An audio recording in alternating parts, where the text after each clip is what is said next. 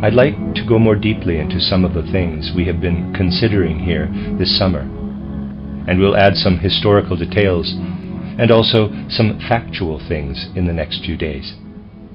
Today I intend to draw your attention to some historical facts and then present you with some conclusions drawn from a deeper study of these, and particularly from the revelations of some historical figures.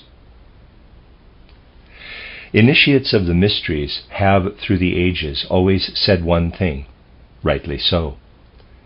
It is that if one does not know how to judge the two streams in philosophical life properly, two streams we have been considering, idealism and materialism, one will be in danger of either falling through a trap door into a poky little cellar hole, or coming to a dead end in the search for a philosophy of life. The cellar has been considered by initiates of all times to be dualism, where one does not find the bridge from ideas, spiritual thinking tinged with theory, to the sphere of matter, of material things. And the dead end one may reach in following different ways of looking at the world, when one does not manage to balance idealism against materialism, is what initiates call fatalism. In more recent times, there has been a definite tendency to take a dualistic view, and on the other hand, to be fatalistic, though there are things which those taking the present day views fail to admit or do not even realize. To begin with, I would like to take one individual who lived in the evening twilight of the fourth post-Atlantean era, just in general outline, with reference to the philosophy of life, and then look at others who are more characteristic of our present-day philosophy of life, of the fifth post-Atlantean era. One highly characteristic figure with regard to Western philosophy of life was Augustine of Hippo, who lived from 354 to 430 of the Christian era.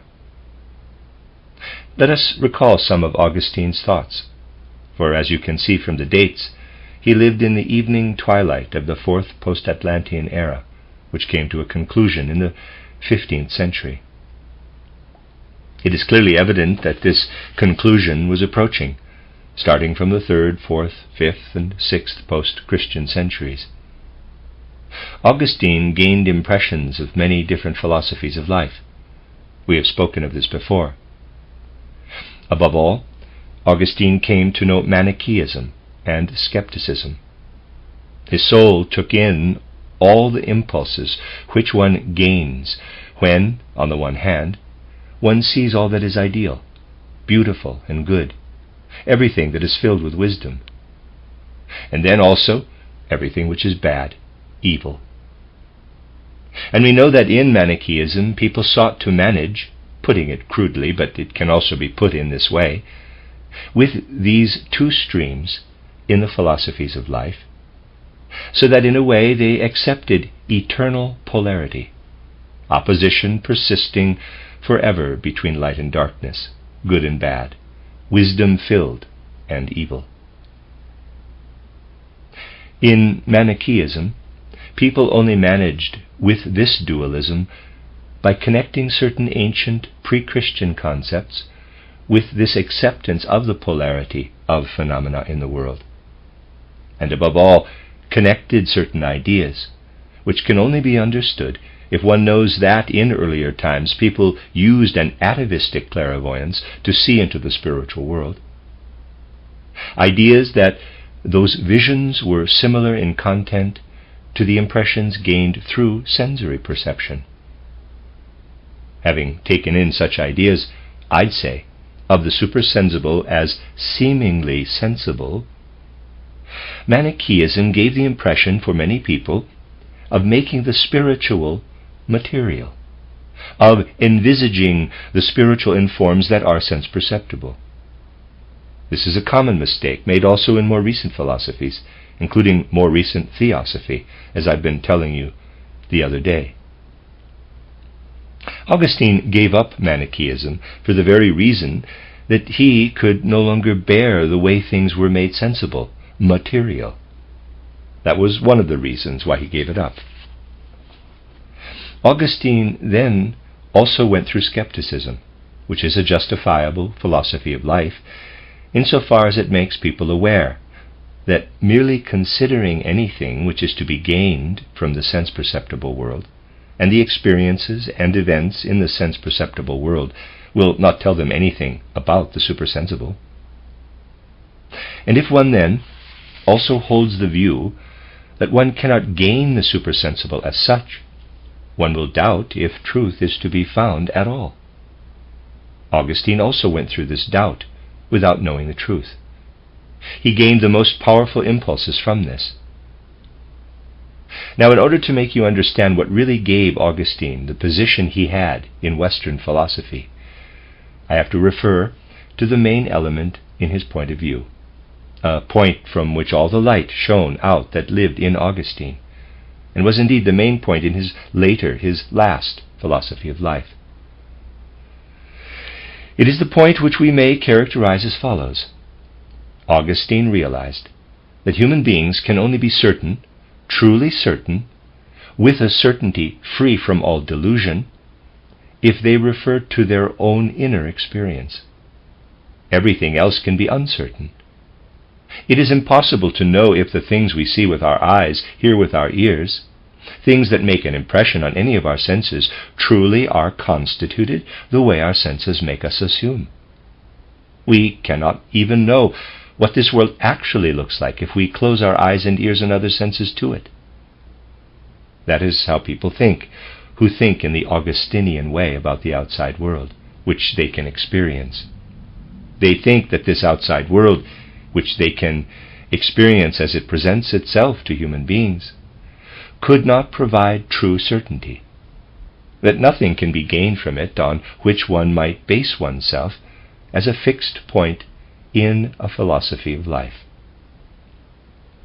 But with regard to the things which people experience inwardly, irrespective of how they do so, being with them directly, it is the individual himself who lives in the ideas, the feelings inside him. One knows that one is right within one's inner life.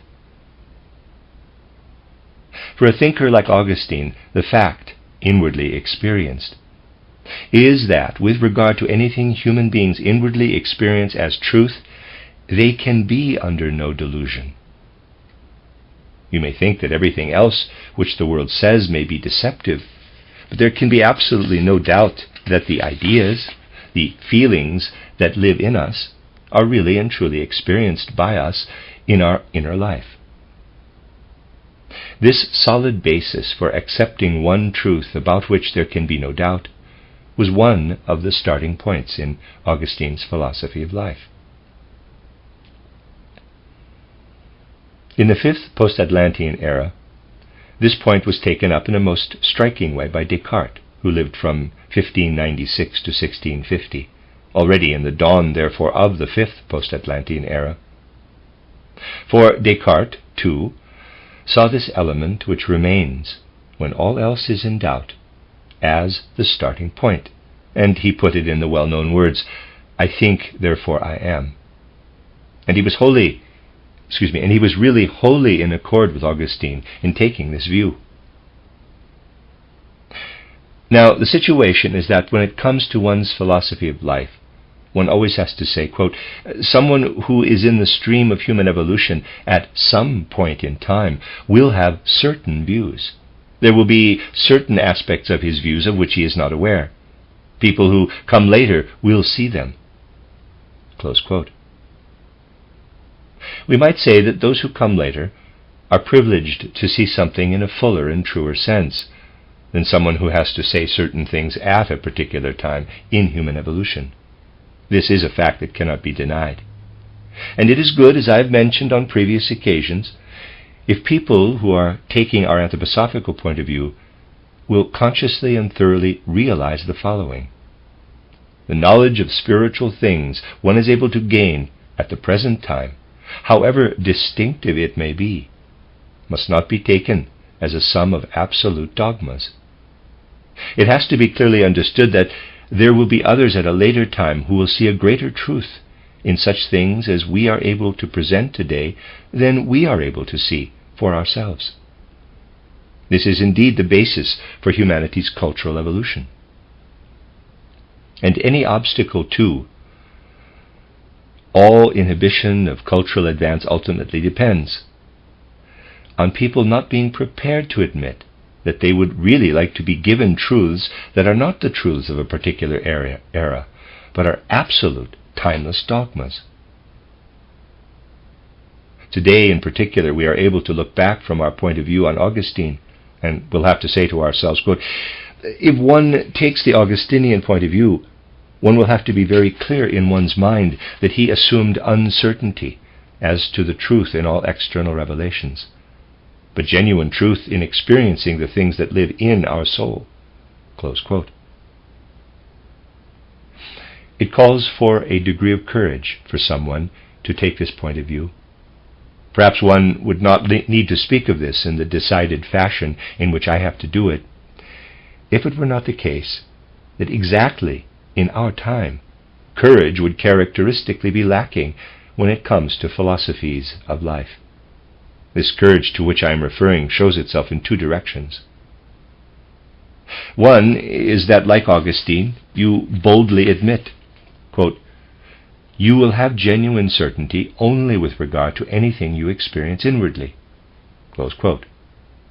Then there has to be the other pole of this courage, and at the present time this is indeed lacking. One must then also have the courage to admit to oneself, quote, the revelation of external things through the senses does not have this genuine certainty of their being real. Close quote. It does need inner courage in our thinking to say that there is no genuine certainty about external reality, which is considered to be absolutely certain in modern materialism.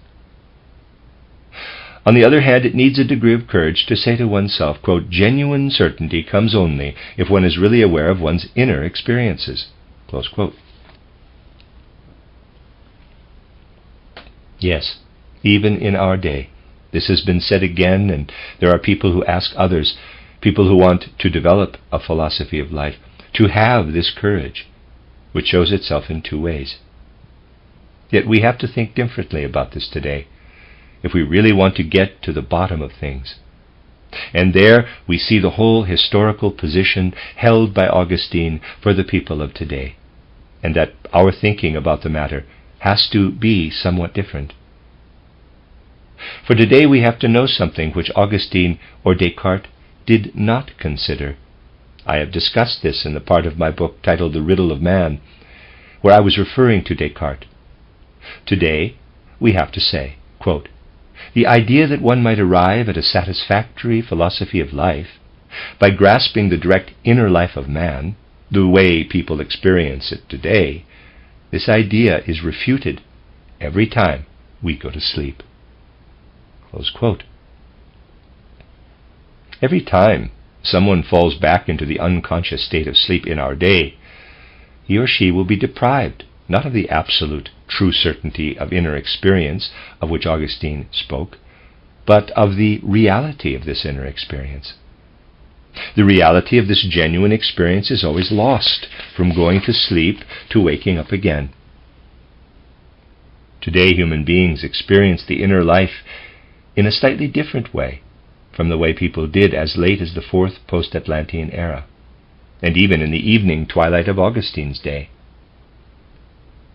Today they have to say, quote, however clearly, however exactly a certainty may be inwardly experienced, it still offers no certainty for life after death, for the simple reason that we see reality sink down into the unconscious sphere every time we sleep.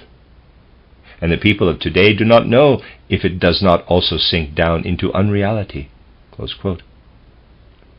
So today we may no longer conclude that things inwardly experienced in seemingly absolute certainty cannot be called in question. In theory, none of it can be called in question, but the fact of sleep goes against this. Turning our attention to what has just been said, we will immediately see how Augustine was able to arrive at this view, and did so with much greater justification than Descartes later on, who really was more or less only repeating Augustine's statement. Some late echoes of the old atavistic clairvoyance still existed for the whole fourth post-Atlantean era, including the time when Augustine lived. Sadly, far too little of this is taken note of in history today, and little is known of it. But throughout the whole of the fourth post-Atlantean era, very many people knew from personal experience that there is a spiritual life, for they saw it in their visions. But during that fourth era, they mostly saw it because it entered into their sleep life, and that was different from the way it was in the second and third eras. We may therefore say that in the fourth post-Atlantean era, it was different from the way it is now, in the fifth era, when sleep means being wholly unconscious. In the fourth post-Atlantean era, people still knew that from going to sleep until waking up was a time when the ideas and feelings they had in their waking hours acted in other forms. The waking life of truth went down, as it were, into the dim conscious awareness of sleep life. And they knew that the inner truth they experienced held not only truth, but also reality. For they knew moments in the life of sleep when the things one learns in the inner life were present as real and not merely abstract life. It is immaterial if someone may be able to demonstrate even today that Augustine would have been able to say from personal experience, quote, "I know that the things we experience inwardly as true but unreal exist for the time from going to sleep to waking up." Close quote. But it was certainly possible in Augustine's day to gain such a view and base oneself on it. If you now extend what I have been saying with regard to the subjective human principle and generalize it for the whole macrocosm, this will take you to something different. You then discover the element from which this subjective principle actually arose in earlier times, namely in the fourth post-Atlantean era, and what has made it possible. In pre-Christian times, the mystery of Golgotha marks the boundary between the ancient atavistic views and later new ones, which are still evolving today. People were still able to adhere to certain living mystery truths. The truths from the mysteries which I mean here are truths relating to the great secret of birth and death. Some initiates considered the secret of birth and of death to be a secret which should not be made known to the world, because the world was not yet ripe for it. But within the mysteries, some view was also held in pre-Christian times on the connection between birth and death in the macrocosm, man being part of this in the whole of his essential nature. During that time before Christ, it was through the mysteries that attention was above all directed toward birth, toward all that was being born in the world. Anyone familiar with the old philosophies of life will know that the emphasis was on being born, on coming into existence, shooting and sprouting. And I have, of course, made it clear on several occasions that the opposite came with the mystery on Golgotha. I used the following words, quote, "Consider that about 600 years before Golgotha, Buddha, who in human evolution represents something like the ending of the pre-Christian philosophy of life, did, among other things, develop his views on seeing a corpse. Death is suffering, and it was like an axiom for Buddha that suffering must be overcome. The means had to be found to enable one to turn away from death. It was the corpse from which the Buddha turned away to arrive at something which, albeit spiritualized, was to him, nevertheless, something in which one can get a sense of shooting, sprouting life.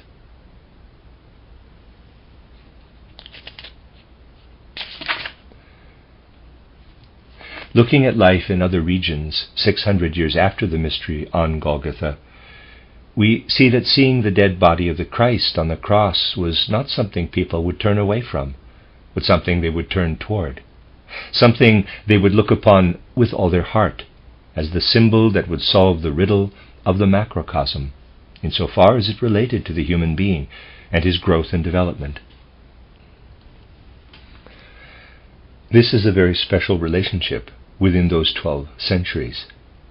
600 years before the mystery on Golgotha, turning away from a corpse, led to something that was to be an elevating principle in the philosophy of life.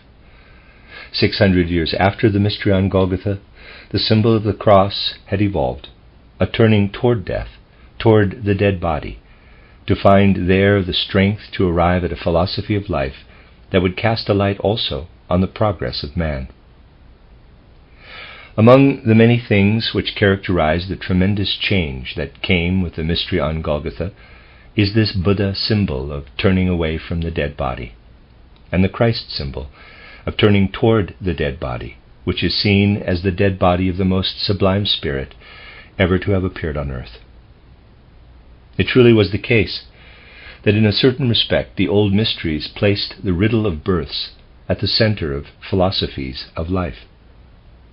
In doing so, the mysteries, which sought to convey mystery knowledge and not just superficial views, did at the same time present the human soul with a profound cosmological secret.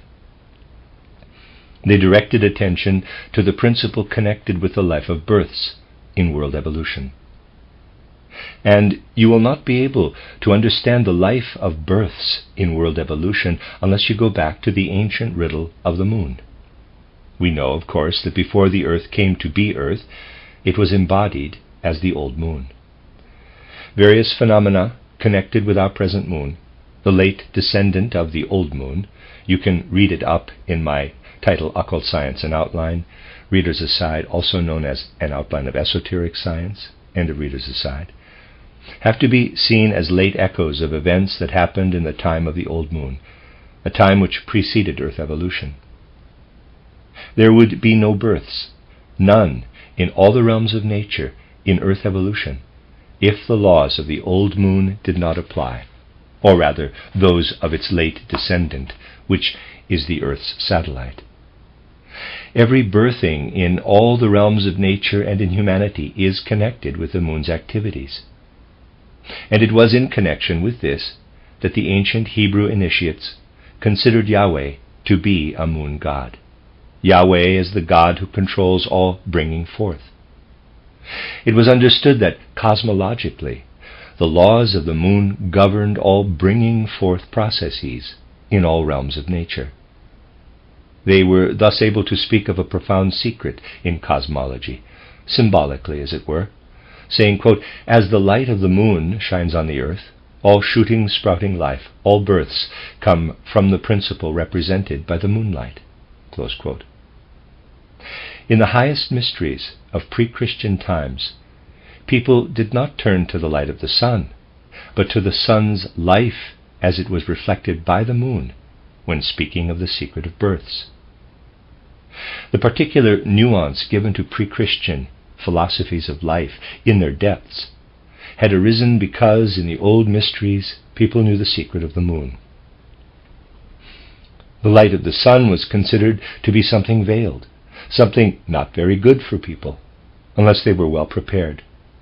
For it was known that it is delusion, Maya, to think that the sun ray coming to earth called forth the shooting, sprouting life forms in the different realms of nature. It was known that getting born did not depend on the life of the sun, but rather the other way round. Being scorched, the diminishing of life did so. The mystery secret was that the moon lets life forms be born, and the sun lets them die. However much people were venerating the life of the sun for other reasons in the pre-Christian mysteries of old, they venerated it as the ground and origin of death. The fact that life forms must die cannot be ascribed to the sun, which we know from title Occult Science to have been the second embodiment of the earth, but we can ascribe it to the present sun, which we see on the horizon in all its glory. Well, now, the end of life, which is the opposite of those births, is connected with the life of the sun. But there is also something else, something that was not so important in pre-Christian times, but has become particularly important in post-Christian times. All conscious life is connected with the life of the Son.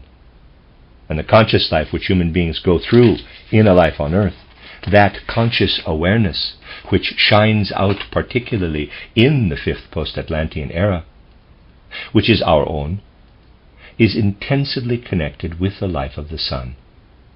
We merely need to consider this life of the Son from the spiritual point of view, just as we have been doing in the lectures given earlier this summer. Yes, the Son is the creator of death, the scorching life in the cosmos, and also for human beings. But it is at the same time also the creator of conscious life. This conscious life was not so important in pre-Christian times because they still had the atavistic life in clairvoyance inherited from the old moon. Conscious awareness has become important in post-Christian times, more important than life itself. For the goal of Earth evolution can only be achieved if this conscious awareness is gained in an appropriate way. Human beings have to accept this conscious awareness from the one who gives us not only this, but also the life of death, not the life of births. It is with this that through the mystery on Golgotha, the Son of the Son, the S-O-N of the S-U-N, the Christ entered into earth evolution, going through the living body of Jesus of Nazareth, the power, as it were, which has become the most important principle in earth evolution. This is connected with profound cosmic secrets. Quote, "From your sleep life," the initiates of the old mysteries would say to their disciples, "a sleep life into which the powers of the moon enter even when you are awake." We know, of course, that human beings are partly asleep even in their waking hours. The life of the moon tinges this life of sleep, just as the silver sickle of the moon tinges the darkness of night. Close quote. Christian initiates have to say to their disciples, quote, "Seek to understand that conscious awareness shines out from waking life, because the powers of the sun enter into it, just as the sun shines on all life on earth from morning to night." Close quote. The change came with the mystery on Golgotha. In pre-Christian times it was most important to perceive the origin of life. Now it has become most important to perceive the source and origin of conscious awareness. It is only by knowing how to connect the cosmological truth to which I have been referring with the true certainty that lives in our souls, that is only by grasping spiritual science inwardly, that we will be assured of the reality of the Spirit within the principle which otherwise does not assure reality in this inner life. We cannot get far with the means available to Augustine, the means available to those who base themselves on Augustinian principles. Every sleep confutes the genuine certainty of our inner experiences. It will only be when, in addition to these inner experiences, we come to experience their reality, that we can gain a genuine firm foothold on the soil of these inner experiences. Anything we think, anything we feel in our present life on earth is not real in this present life on earth. Even today there are some scientific thinkers who acknowledge this.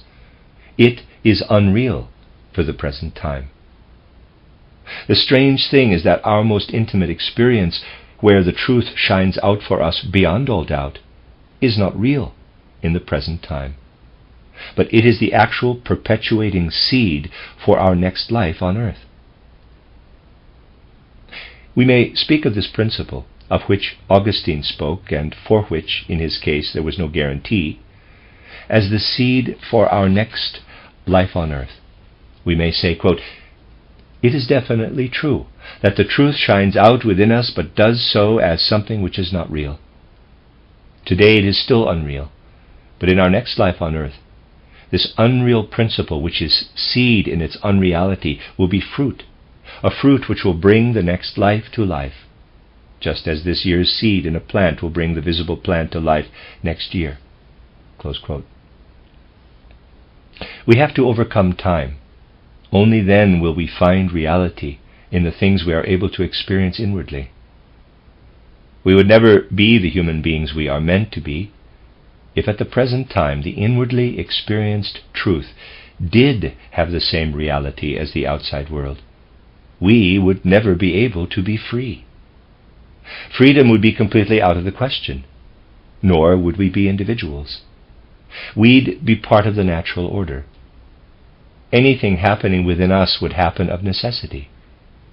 We only are individuals, and indeed free individuals, because on the billows of necessary developments there arises, like a miracle, the unreality of our inner experiences, something which will only be outward reality of the kind we see in the world around us in our next life on earth.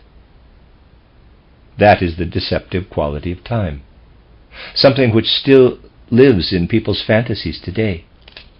People do not consider that anything which inwardly shines out as unreal in one life on earth will be real in the next. Now, this is something we'll be considering further tomorrow and the day after. We see how, from the point of view we are able to gain today, we can survey Augustine's point of view and see something in his way of looking at things, as it were, which he himself was not yet able to see. Thus, Augustine is perhaps especially significant for us as someone in the evening twilight of the fourth post-Atlantean era, because he was, with particular precision, pointing to the ideal, conceptual stream in world events, seeking to find a fixed point in that ideal stream in world events. That is what Augustine tried to do. All we want to do today is to state this historical fact. In his time, people had not yet understood that a tremendous change had come with regard to the mystery on Golgotha and to death. For it is only from this mystery of death that the true consolidation of the absolute certainty of the truths experienced within the human soul can then well forth.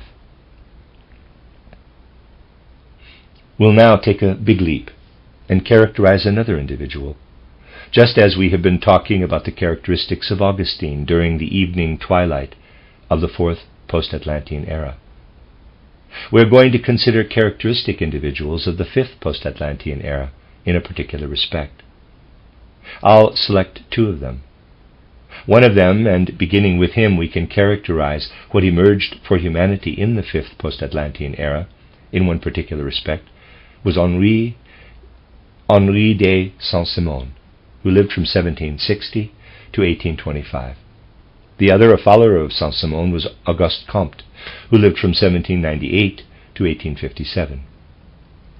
Augustine was someone who made every effort, using all means his insights had provided, to consolidate Christianity. Both Saint-Simon and Auguste Comte had grown utterly confused about Christianity. It will be easiest for us to get an idea of the thinking of Auguste Comte, and in a sense also of Saint-Simon, by considering some of Auguste Comte's main ideas, at least in a schematic way. Auguste Comte was very much a representative for a particular kind of philosophy of life.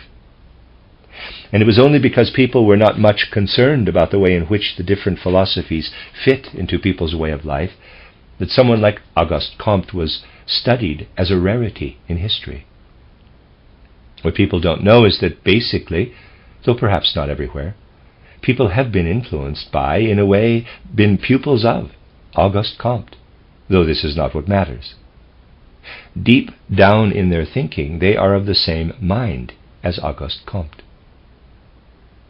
So we are able to say that Auguste Comte is representative of a major part of people's approach to life in the present time.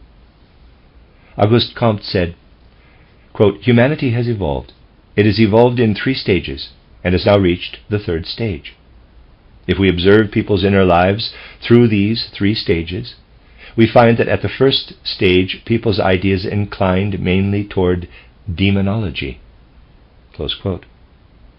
This means that the 1st stage of evolution in the Comtean sense would be demonological. Quote, "People imagined that spirits were active, taking effect behind the natural phenomena which are perceived through the senses. Close quote. You have to think of them the way people always imagine spirits to be in ordinary life. Demons are suspected to be everywhere, big ones and small ones. That was the first stage. Then, having developed a bit further, people began to move from the demonological view to a metaphysical one. Where they had originally imagined demons, elemental spirits, or the like behind all phenomena, they now thought of understandable reasons put in abstract terms. People turned metaphysical when they did no longer want to believe in demons. The second stage was therefore metaphysics. Certain concepts were thought up and connected with one's own life, and people thought that they would get to the ground and origin of things with such concepts. Humanity has now also gone beyond this stage and entered into the third stage. Auguste Comte assumed, and this was very much in line with the thinking of his teacher Saint-Simon, that wanting to learn about the ground and origin of the world, people no longer look to the demons, nor to metaphysical concepts, but merely to the sense-perceptible reality provided by positivist science. The third age is thus one of positivist science. People are meant to consider the things revealed to them in external scientific discoveries as enlightening and leading to a philosophy of life. They were to seek enlightenment about themselves in the same way in which mathematical enlightenment casts light on dimensions in space, physics on systems of forces, chemistry on the structure of matter, biology on the systems of life. In his great work on positive philosophy, Auguste Comte sought to give a complete picture of the harmony of everything which the different sciences can tell us, saying that this alone was worthy of man in his third stage of development. He did consider Christianity, saying it was the most sublime development, but nevertheless only as the final phase in demonology. Metaphysics followed. They provided a sum of abstract concepts. But according to Auguste Comte, only positive science arrives at something that is truly real, also offering an existence worthy of humanity. He, therefore, wanted to establish a church based on positivist science, to organize people in social systems which were based on that positivist science. Auguste Comte did in the end arrive at some very strange ideas. I'll just take some characteristic elements today. He spoke a lot about establishing a positivist church. This positivist church, if you study this, you will get to know the man's thinking, was also meant to introduce a kind of calendar. There were to be a great number of anniversaries dedicated to such figures as Newton or Galileo as representatives of positivist sciences. Those days of the year were to be devoted to the veneration of the individuals concerned. Other days were to be given to calumniating individuals, such as Julius the Apostate or Napoleon. This, too, was to be regulated. Life in general was to be largely regulated according to the principles of positivist science. If you know life, you'll know that not many people want to put the ideals of Auguste Comte into practice, but that is sheer cowardice, for in truth people do think the way Auguste Comte did. If you study the image presented by his positivist church, you will certainly gain the impression that the structure of that church is exactly the same as that of the Roman Catholic Church, although Auguste Comte's positivist church lacks the Christ. And this is what is so strange. We have to consider it utterly characteristic that Auguste Comte was looking for a Roman Catholic Church without Christianity. He arrived at this by letting the three stages, demonic, metaphysical, and positivist, enter into his soul.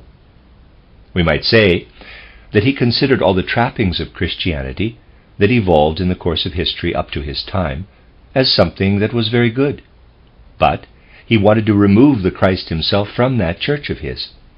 Basically, that is the essence of Auguste Comte, a Roman Catholic Church without the Christ. This is highly characteristic for the dawn of the fifth post-Atlantean era. Someone who had taken up Romanism was thinking in a Romanist way, and at the same time was entirely thinking in the way of the fifth post-Atlantean era, with its anti-spiritual character, had to think the way Auguste Comte did. Auguste Comte and his teacher Saint Simon are therefore absolutely characteristic of the dawn of the fifth post-Atlantean age.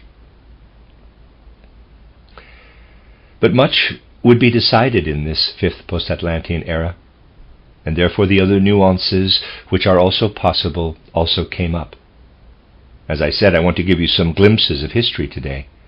We'll then develop things on that basis. Schelling, who lived from 1775 to 1854, is in remarkable contrast to Auguste Comte. He is equally characteristic, as it were, of the dawn of the fifth post-Atlantean era. Today I cannot even schematically go into Schelling's philosophy, highly differentiated in itself, of course. But I'd like to refer to a few things that are characteristic. I said that in the evening twilight of the fourth post-Atlantean era, Augustine's position was to consider the one stream, the ideal one, in such a way that a fixed point might arise from it, where he might take his position. We now enter into the fifth post-Atlantean era.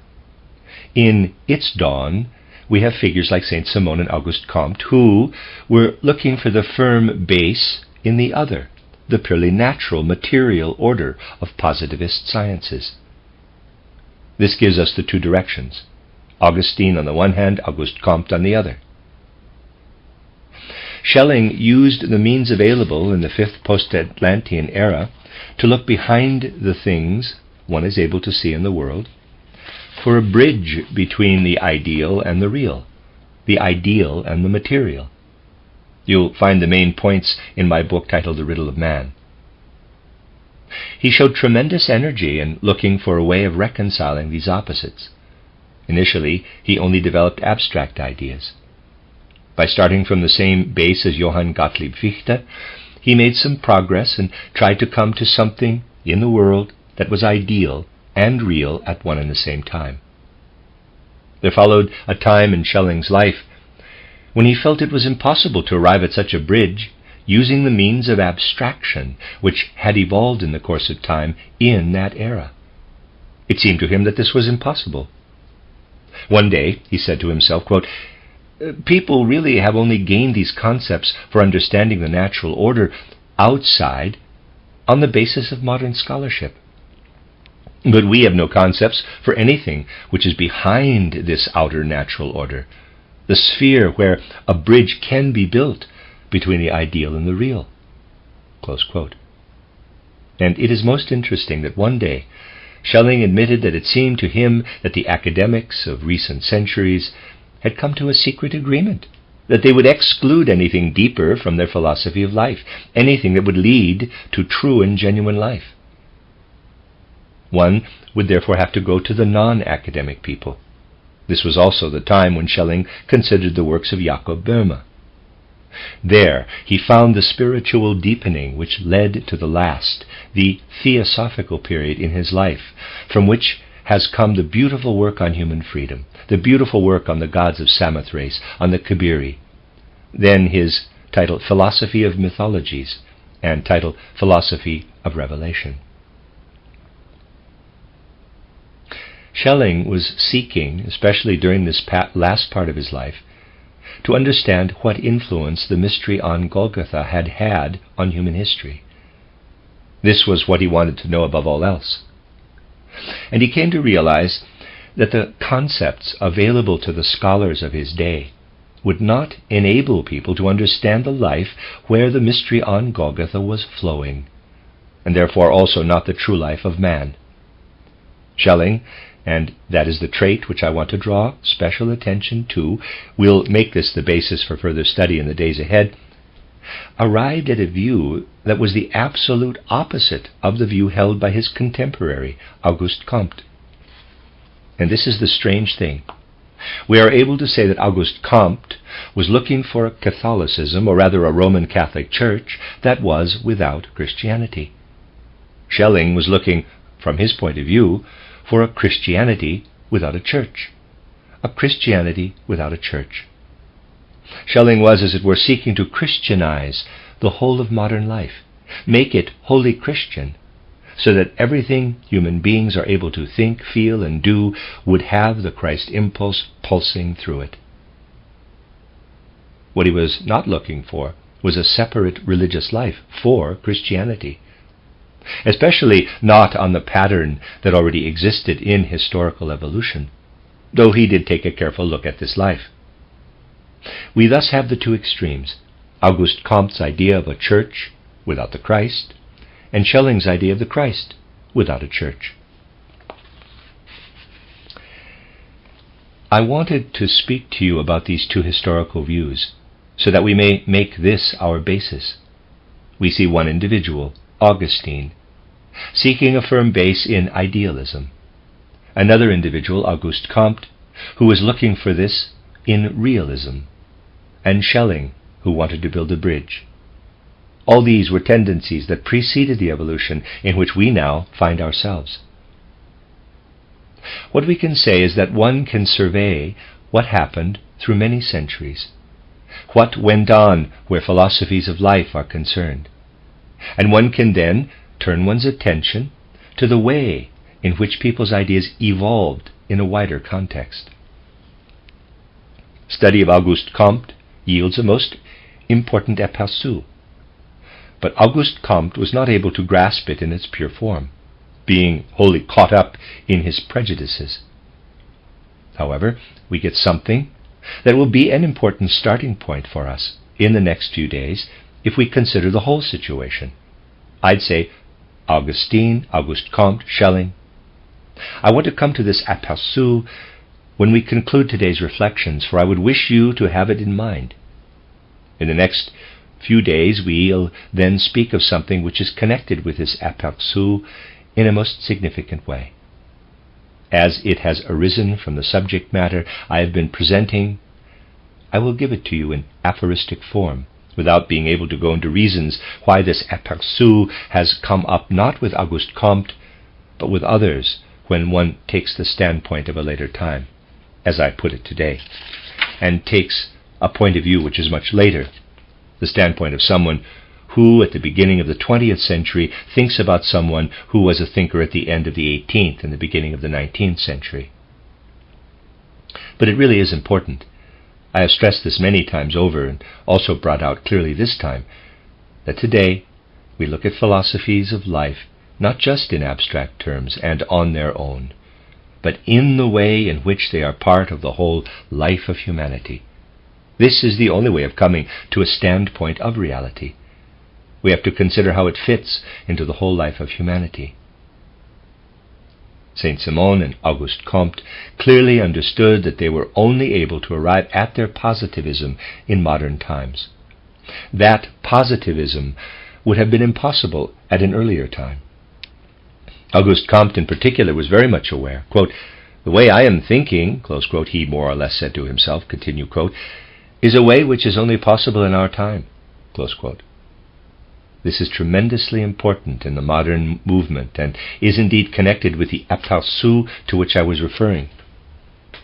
If one makes the point which Auguste Comte considered to be the starting point for his threefold system, one can say, in his sense, that this threesome is theology, metaphysics, and positivist science, as he called it, parenthesis, rightly or wrongly so, that does not matter, parenthesis.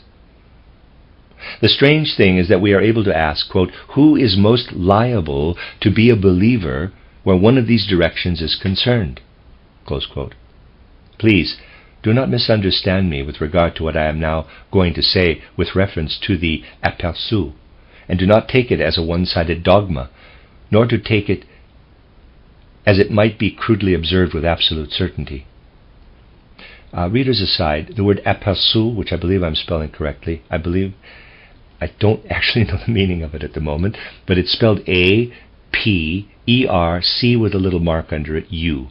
A-P-E-R-C-U, aperçu. My apologies, and readers aside. No, we have to consider the whole course of human evolution if we want to turn our attention to the words I am now going to say. But In that case, we cannot ask, quote, who'll be the believer, close quote, but, quote, who'll be most likely to be a believer in one of these directions, close quote. Careful observation will then show, however much the facts would seem to contradict this, that the one most likely to be a believer in theology, not a representative of theology, but a believer, I am not talking about religion, but about theology, is the soldier. Civil servants, especially in the legal field, are most likely to believe in metaphysics, and industrialists will most easily come to believe in positivist sciences. When one wants to judge life, it is most important not to be abstract, but to look at life in a truly unbiased way. But one then has to raise questions like these. Coming to a conclusion today, I want you to treat this as an aperçu, something which comes to mind when one enters more intimately into Auguste Comte's thinking. He was aware that he could only be fully understood by industrialists, and could really only come up with his views in an industrial age. This is connected with the fact that an industrialist will most easily believe in positivist science, a soldier in not just the Christian but any theology, and the civil servant in metaphysics.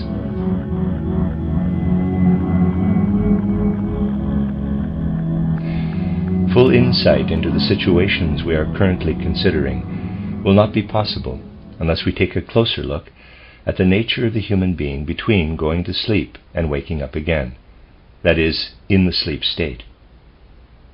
You are all familiar with this sleep state in theory. The principle, which we call capital I and astral body, if names are to be used, separates from the physical body and the ether body. Yet if we want to take a closer look at the nature of sleep, we have to be aware that it is actually in the sleep state that human beings experience the reality of which we spoke yesterday. I said that Augustine sought to grasp true and real certainty about the world in inner experience. But human beings do not fully grasp their inner life when they are in the waking state. It has to be understood that the principle known as I and as astral body does not really come to conscious awareness in the waking state. Only an image, a mirror image of I and astral body, comes to conscious awareness in this waking state.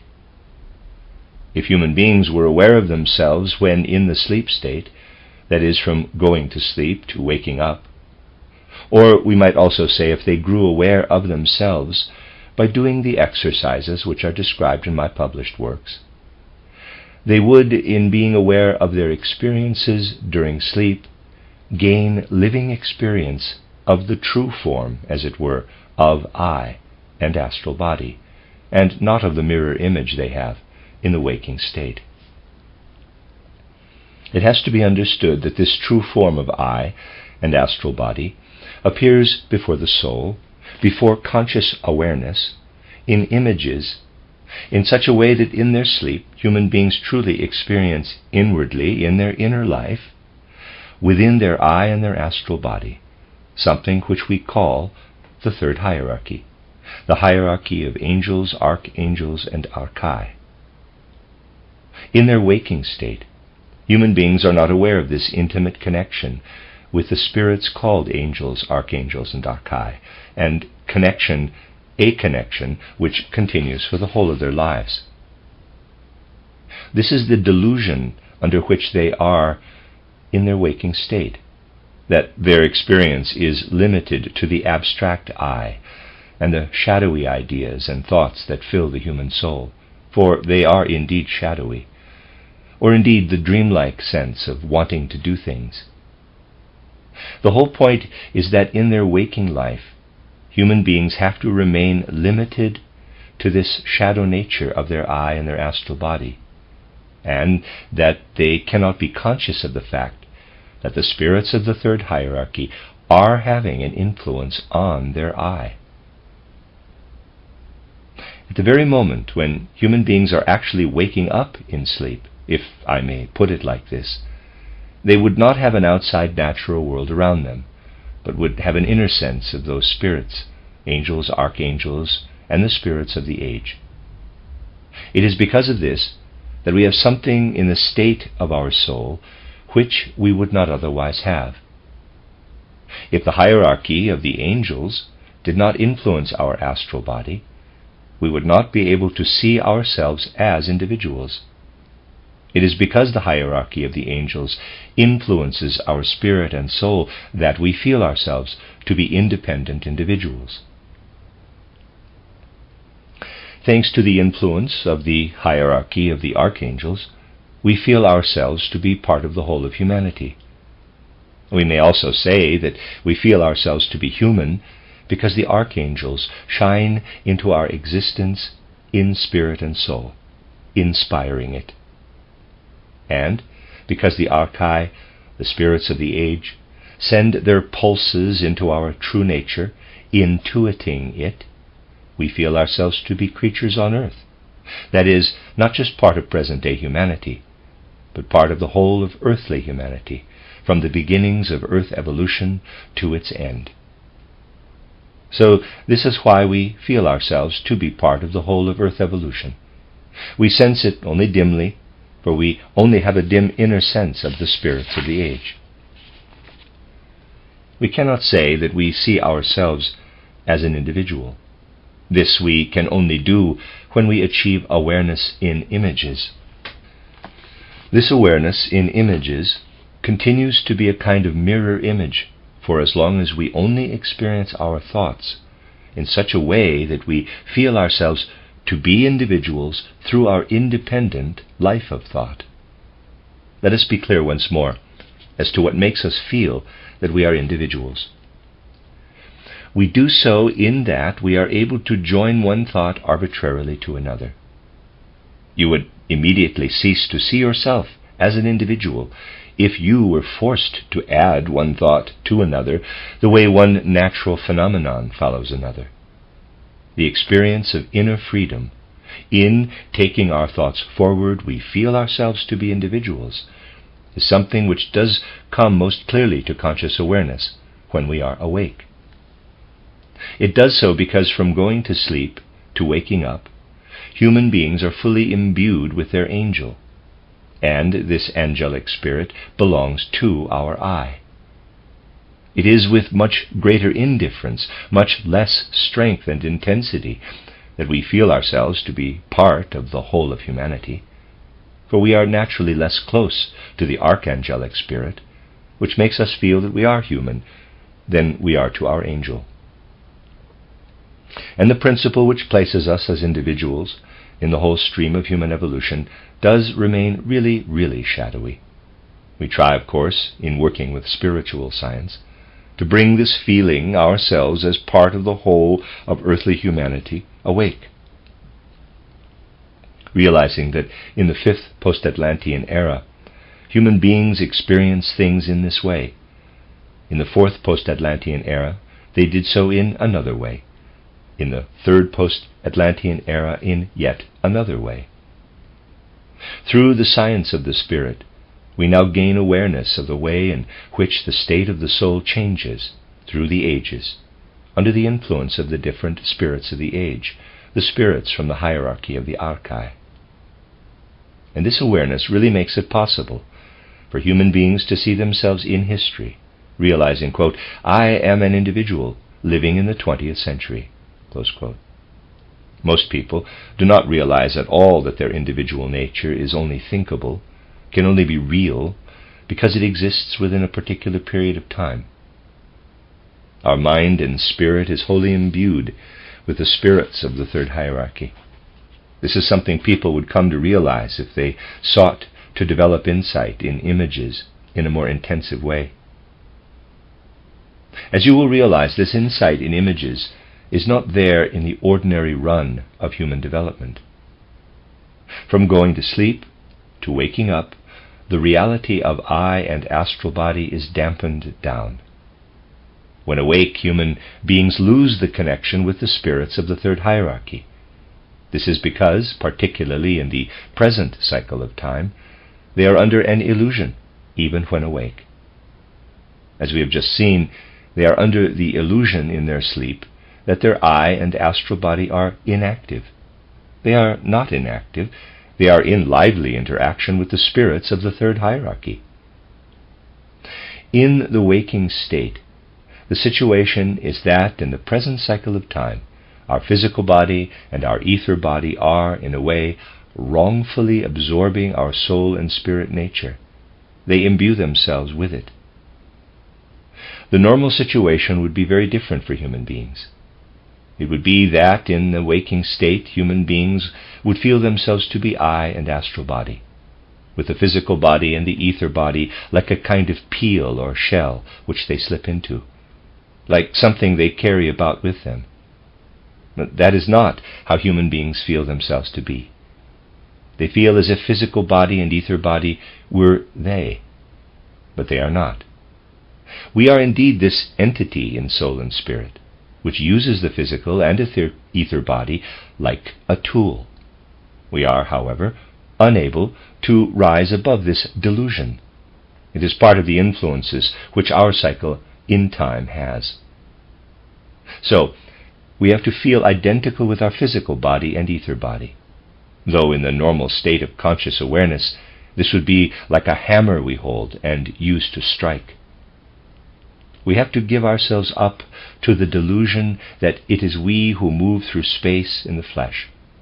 But it is not us. It is merely so because the conscious awareness is unlawfully absorbed by our physical body and our ether body.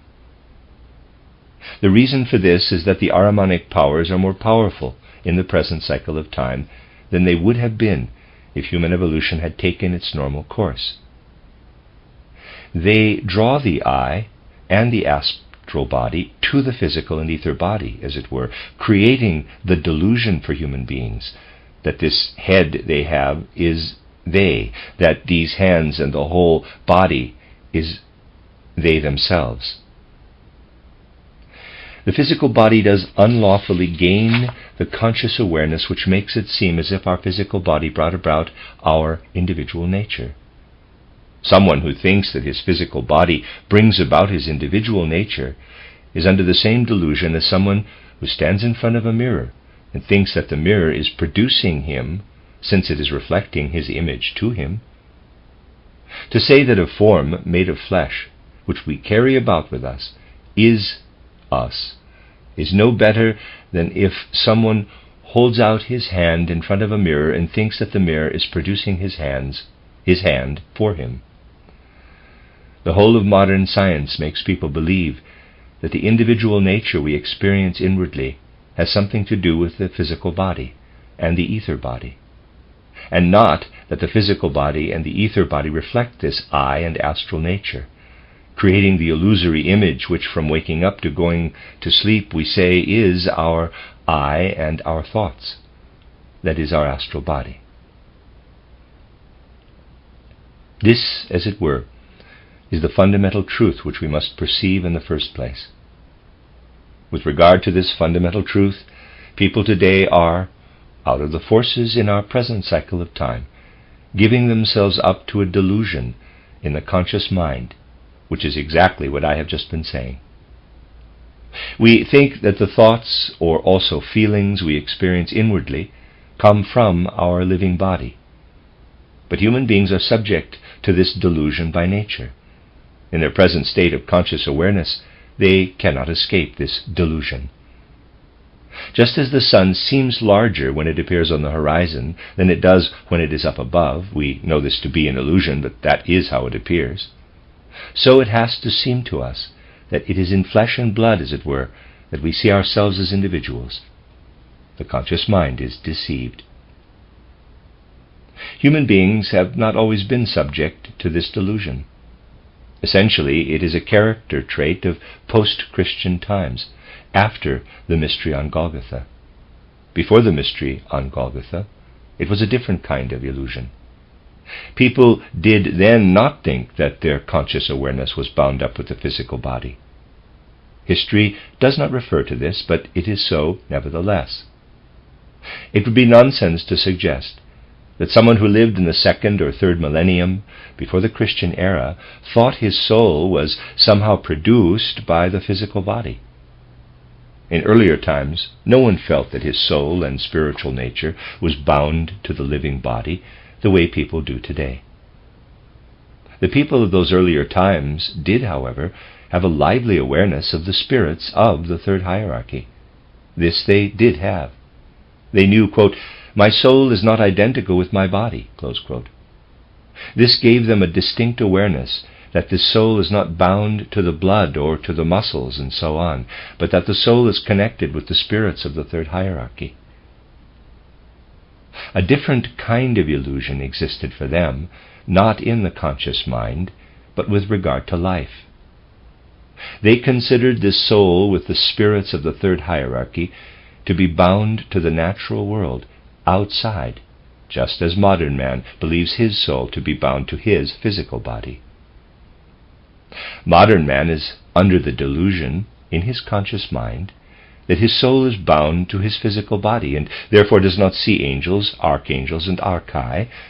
His physical body obscures them for him. The human being of old, in spite of being distinctly aware of the presence of the spirits of the third hierarchy, of their being bound up with his soul, would see the sense-perceptible natural world only dimly, indirectly. Modern man thinks his soul depends on his body.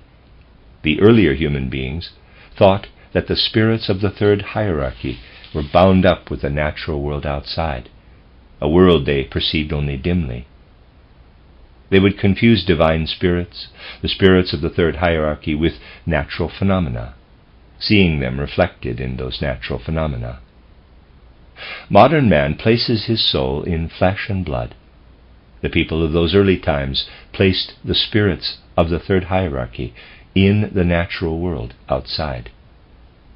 They did not have the natural science we have today, but believed natural phenomena to be brought about by one demon or another, by more or less divine spirits about which they were under a life delusion.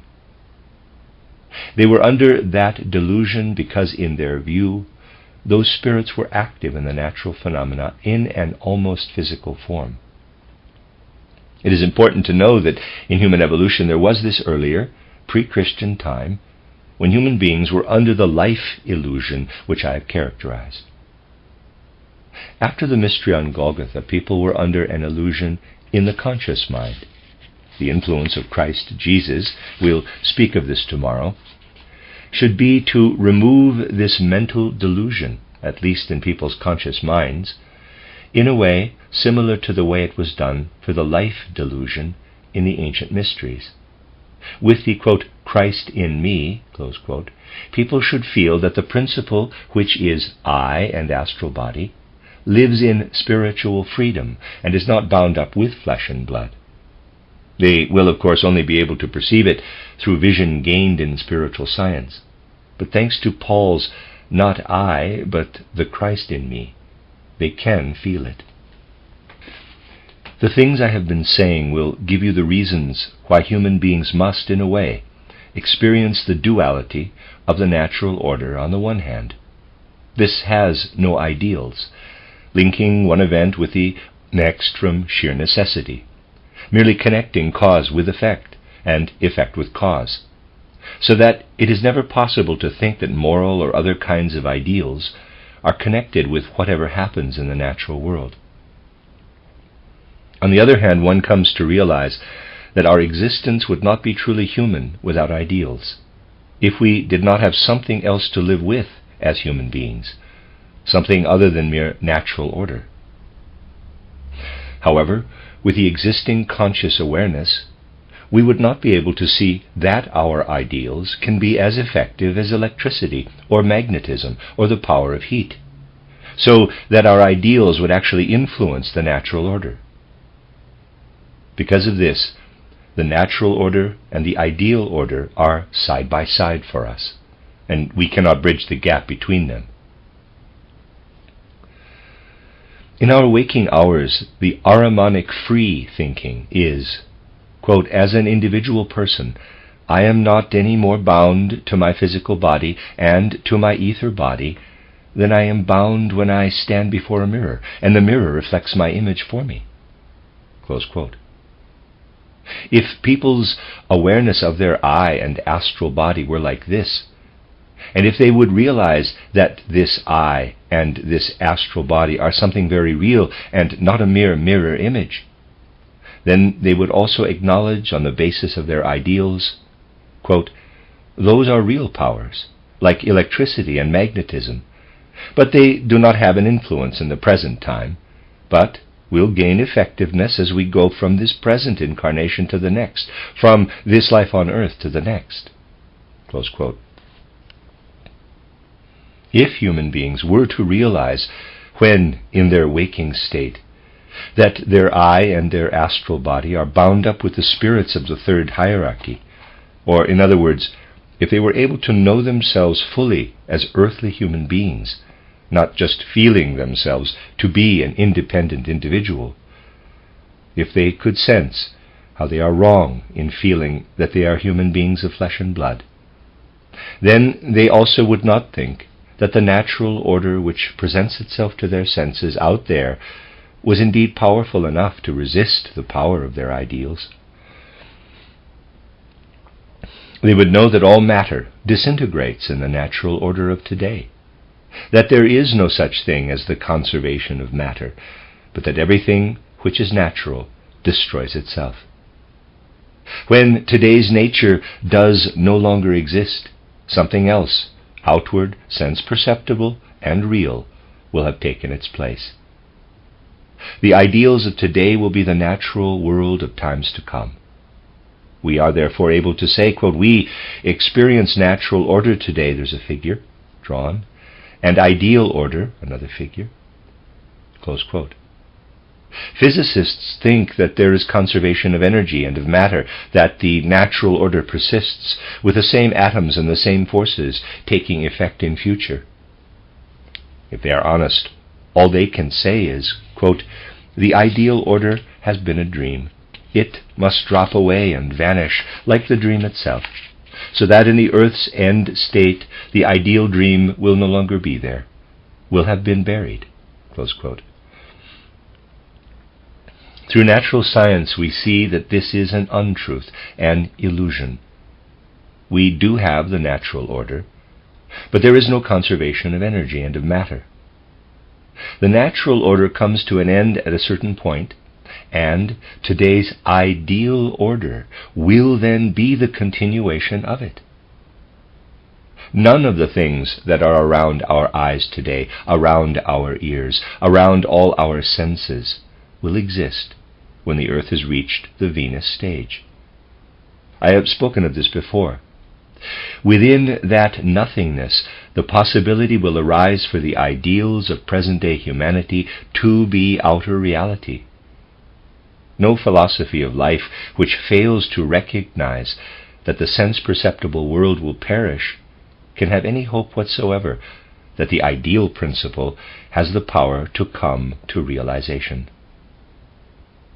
If the sense-perceptible world were eternal, if there were such a thing as conservation of energy and of matter, the ideal world would be nothing but a dream.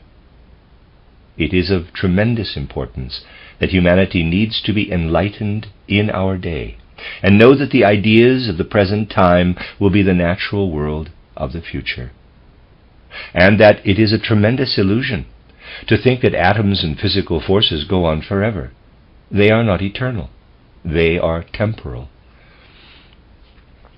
It is a fatal aspect of spiritual science that one has to contradict a view which is considered to be the most certain of all in the established science of today, when in fact it is nothing but an Ahrimanic deception. Let us consider once more what I have just been saying. Before the mystery on Golgotha, human illusion was an illusion in life. After the mystery on Golgotha, it became what we may call an illusion in the conscious mind. If we know this, we understand many things in human evolution. Above all, we understand why human beings who, before the mystery on Golgotha, had atavistic clairvoyance, nevertheless did not see the things which they did see in their true form, but saw the spirits of the higher hierarchies as demons. This is why the old mythologies are largely demonologies. All the gods in the ancient mythologies are demons.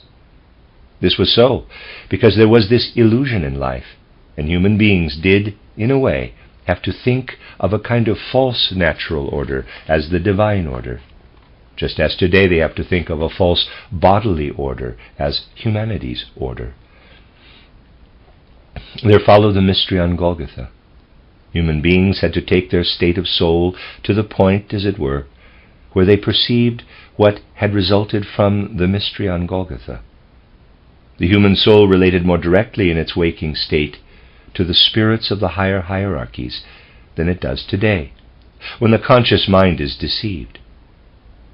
People would see the spirits of the higher hierarchies, merely recasting them because of the life delusion into Zeus, Apollo, and so on. Those were spirits of the third hierarchy, but they had been recast, seen under the influence of the life delusion, just as today we see everything relating to man under the influence of the conscious mind's delusion.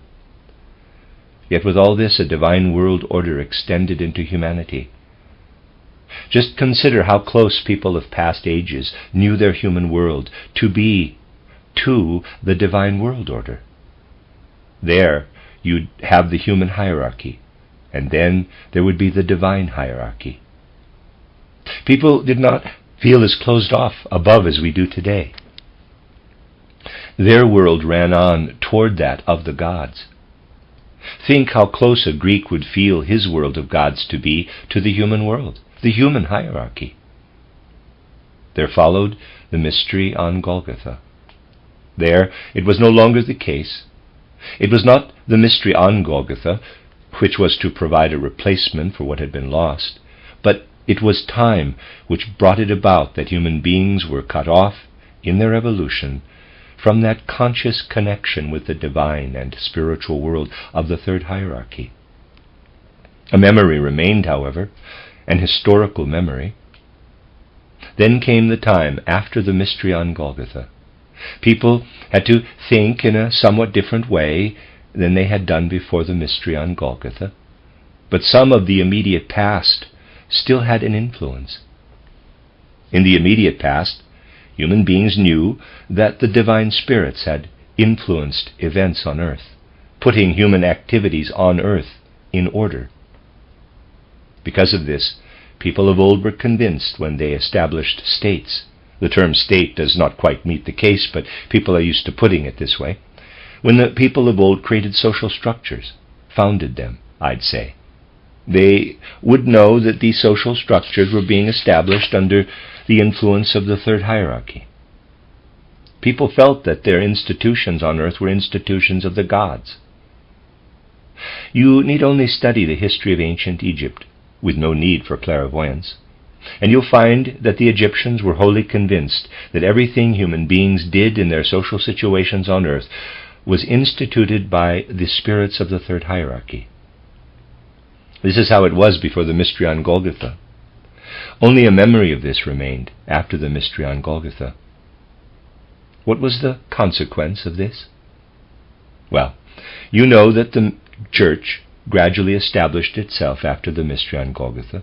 The church established a particular ranking order, deacons, archdeacons, bishops, archbishops, and so on. There was a quite specific idea behind this, which is still quite evident in the works of the early church writers. Read Dionysius the Areopagite, and you'll see it quite clearly. The administration of the church was to reflect the divine order. The way a deacon related to the archdeacon was to reflect the relationship of angel to archangel, and then again the relationship of archdeacon to bishop, a reflection of archangel to archai. The social structure of the church was intended to reflect the theocracy. Up in the spiritual world were the ranks of the hierarchies. Below, reflecting the spiritual hierarchies, the ranks of church dignitaries. The thinking behind this was not of the legal kind in the early days, after the mystery on Golgotha. It was theocratic. The church's hierarchy was seen as a reflection of the divine and spiritual hierarchies. This was the thinking in the early Christian centuries on earth. intending to cultivate institutions on earth where the relative positions of human beings reflected the image of the hierarchies up above in the spiritual world. People then gradually lost the awareness that had remained as a memory, an historical memory from the times of the old theocracy, when they had still known that earthly institutions were in fact a consequence of things done by the gods. Abstract concepts took the place of the living world of gods, which people had seen in the past and later on remembered. Instead of knowing that there is a world of divine, individual spirits up there, people then had abstract metaphysical concepts. There followed centuries when abstract ideas, metaphysics, took the place of the individual gods. Christians would call them angels. The divine order, which was to be reflected in the human order, had provided a theocratic element. The application of mere concepts to the order of human society provided something which, could only serve to maintain order in human social relationships. Where before thought was given to creating an image of the divine world in the way human society was structured, the only aim in the metaphysical age was to maintain order, punish evildoers, neither punish nor reward the good, establishing the kind of order needed to maintain the social order. When abstract metaphysical concepts had replaced the living gods, it was merely a matter of creating a human order in which people were labeled, making one the superior of the other, not because being superior was meant to reflect the relationship of an archangel to an angel, but because order was only considered possible if one person commanded and the other obeyed. Abstraction took the place of a social order that had been full of life. Essentially, this was the time of real metaphysics throughout the Middle Ages. It was the Roman mentality which essentially provided the elements for this metaphysical order, which then spread everywhere. The German word Fürst remains to remind us of the theocratic order. The first, because someone has to be the first, just as one is the first also in the divine hierarchy.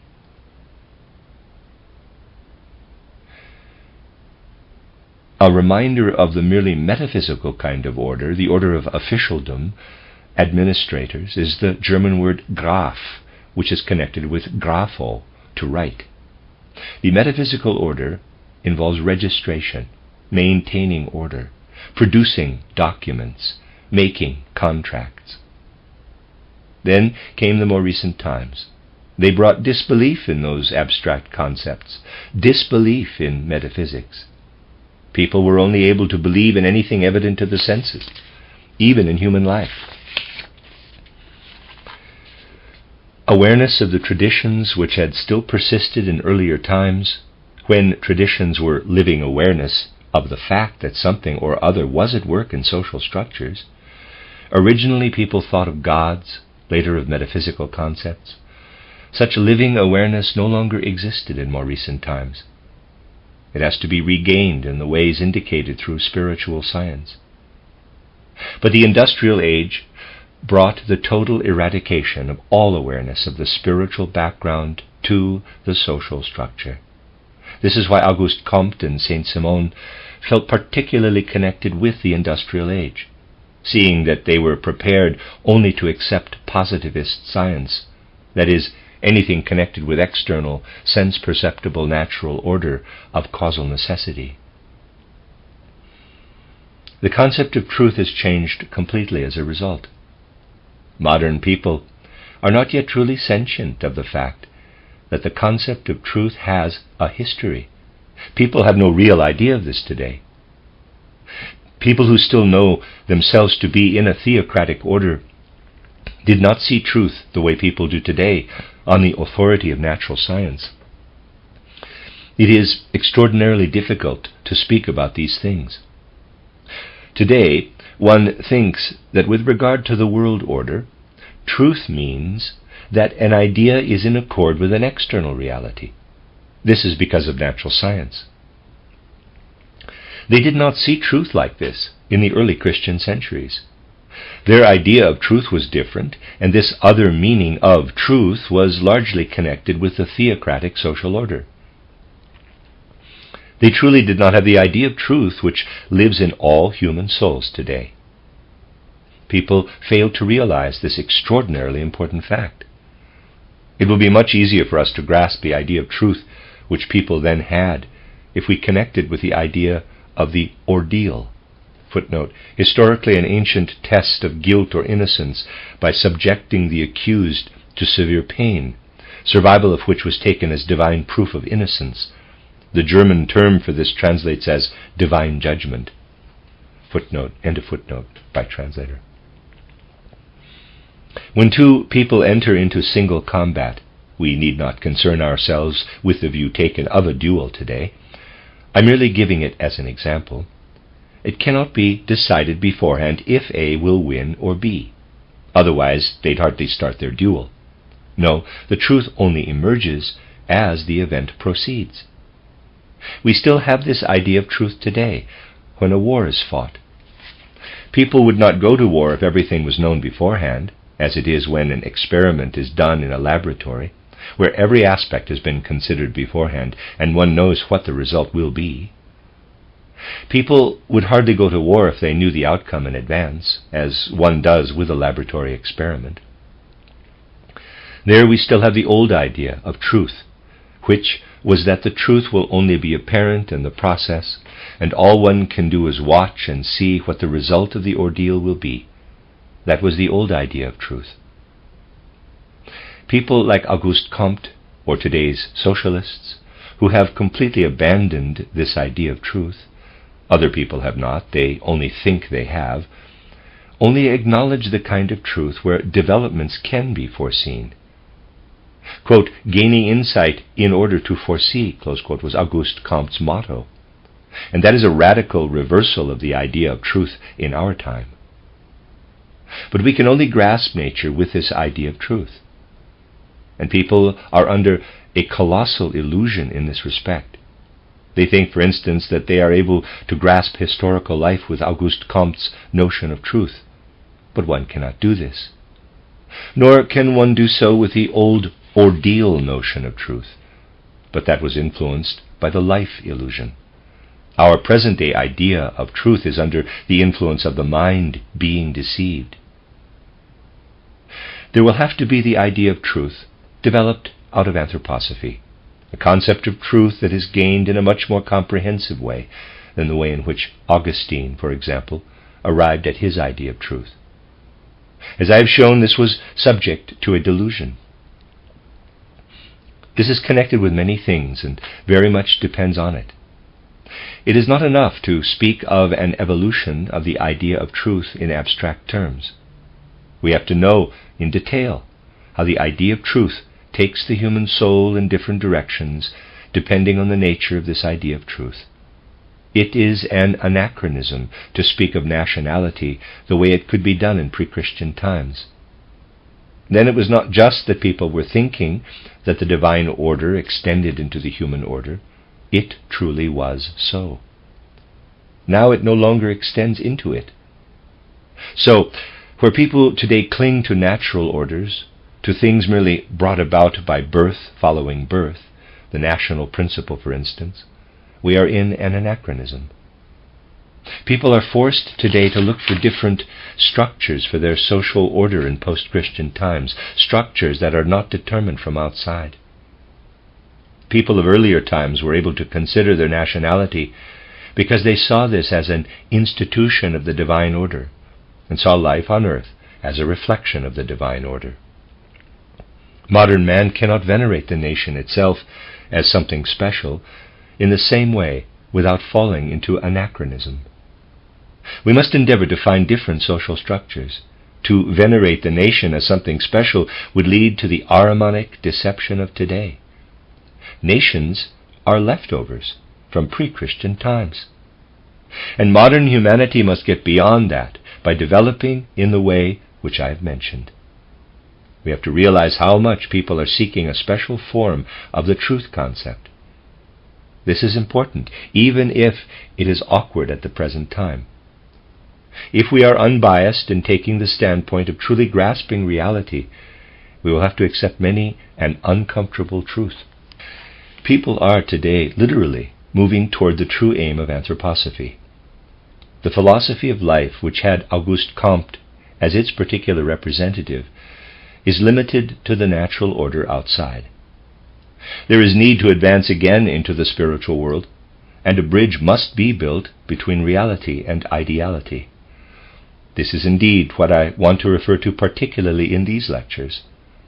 It will not happen, however, if we merely talk of these things, but only if we grasp the concrete impulses in the world. For this, we must look wholly without bias at certain facts. Strange facts are connected with the things we are now considering. Just think, yesterday I spoke to you about Saint Simon and Auguste Comte. Both were only considering positivist science to matter, that is, anything relating to sense-perceptible life, to the causal natural order. And yet there is the strange fact that Auguste Comte turned away from Saint Simon, his teacher and guide, because Saint Simon had become too much of a mystic in old age. The strange fact is that Saint Simon as well as Auguste Comte were, on the one hand, basing themselves firmly on the ground of Ahrimanic science, consciously basing themselves on Ahrimanic science in the industrial age, and then to turn mystic. Strange. It is a strange fact. We have to inquire into the why of such a fact. The why of such a fact will, however, only show itself if we take an unbiased view of the way in which human beings are seeking spirituality. Many people who, like Auguste Comte and Saint Simon, intended to go only by the natural order, are moving toward spirituality. Now there is something most peculiar in the human life of more recent times. Take another fact, looking at it wholly without bias, without any kind of national chauvinism, which does not become us. In the views that arise as the flower of more recent national characteristics, something is characteristic in a way which is to be found down below in these national characters. Starting from this, I'd refer you to another fact, to Bentham, very much a trend-setting English philosopher who lived from 1748 to 1832.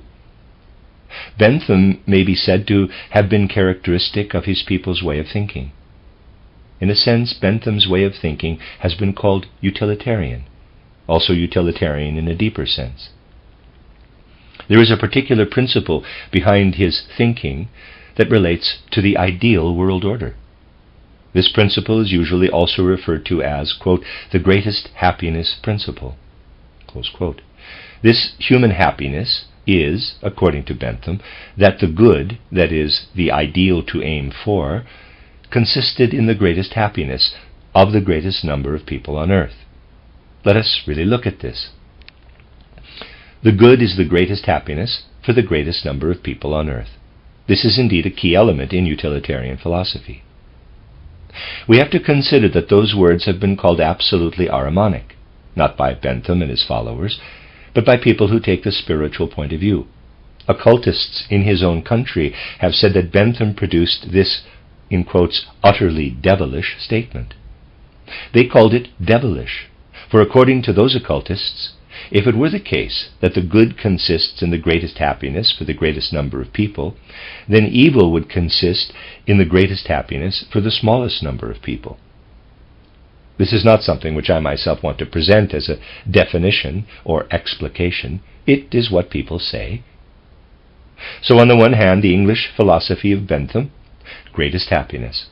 On the other hand, English spiritualists saying, Bentham's thesis is absolutely devilish, for in that case evil would mean the greatest happiness for the smallest number of people. The conclusion would be that evil and happiness could exist together, and a spiritualist cannot accept that under any circumstances. I am merely presenting a fact in cultural life which is most eminently significant for the most tremendous opposition existing between spiritualists and the outward philosophy of life in a particular area on earth. Having said that in tomorrow's talk these oppositions will be resolved, I am ending today's talk with a succinct statement. You can take three things: Goetheanism, Comteanism, and Benthamism. These relate in three different ways to humanity's spiritual striving for the future. German Goetheanism as such has the potential to develop into spiritualism. French Comteanism is such that spiritualism can develop alongside it, like the strange mysticism alongside the positivist philosophy of Auguste Comte and Saint-Simon. With the English utilitarianism, Benthamism, the only thing that can arise is the most severe opposition of spiritualists to the popular view. This is a fundamental part of evolution itself. French nature has to evolve in such a way that idealism and realism, mysticism and positivism, can run side by side. In England, within essential British nature, things will more and more go in a direction where the people who become spiritualists there will gradually have to fight more and more against their own national characteristics, that is, against the flowers of the philosophies of their nation. As to Auguste Comte, I am not presenting theories, but also giving you the facts, or at least some of them. When he had turned to positivism, he abandoned his teacher Saint-Simon, but there was such a distinct inclination toward mysticism at the end of his life, he clearly accepted a trinity. He venerated three things: the great fetish, the great medium, and the great spirit. And as he said that the great fetish was the womb of humanity in space, space was the medium from which humanity arose as from the womb. The great spirit is humanity spread out over the earth in abstract terms. Auguste Comte acknowledged this trinity, a strange combination of positivism and mysticism. We'll say more of this tomorrow.